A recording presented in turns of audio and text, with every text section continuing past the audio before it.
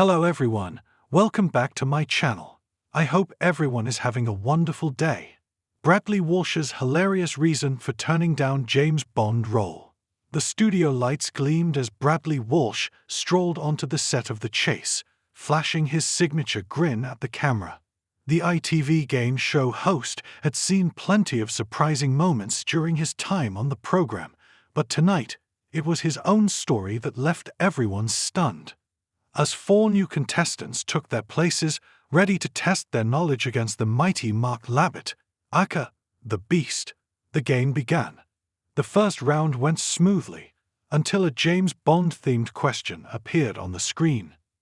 Blofeld is killed by James Bond in what Ian Fleming novel? Bradley read aloud, his mischievous eyes twinkling. The options flashed up. Diamonds are forever, Thunderball, and you only live twice. The correct answer, of course, was you only live twice. One contestant hesitated before locking in their answer. But before revealing the correct response, Bradley suddenly smirked.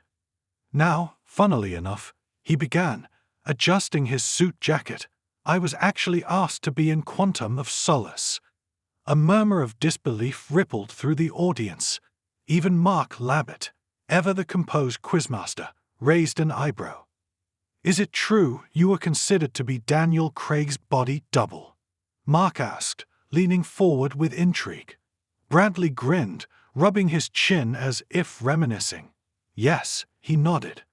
I was asked to be in Quantum of Solace. Gasps of excitement filled the studio. The contestants and audience alike were hanging on his every word. But then came the punchline.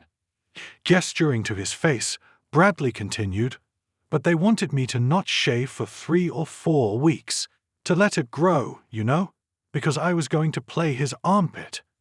For a split second, there was silence. Then the entire studio erupted into laughter.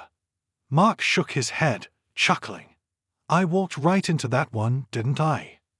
Bradley threw his hands up in mock exasperation. I mean, what an opportunity, right? But what a role to turn down. I told them, I love Bond, but even I have my limits. The contestants were still giggling as Bradley moved on to reveal the correct answer, but the moment had already become one of the most memorable in The Chase's history. Bradley, Bond's superfan.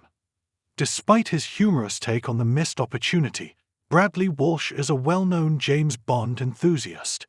He's a proud owner of a custom-made 6-liter Aston Martin Vantage, a car reminiscent of the iconic Bond vehicles.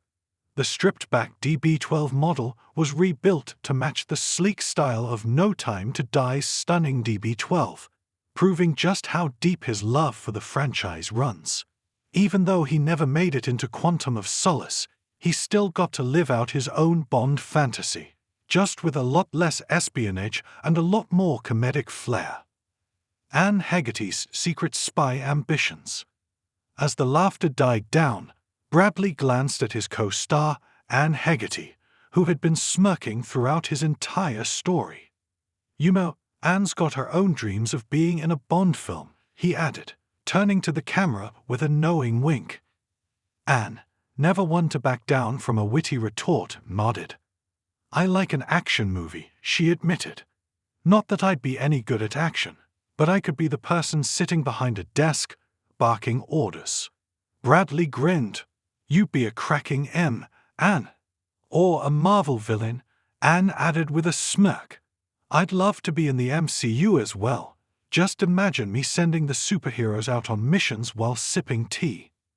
The audience applauded, thoroughly entertained by the behind-the-scenes banter of The Chase's biggest personalities.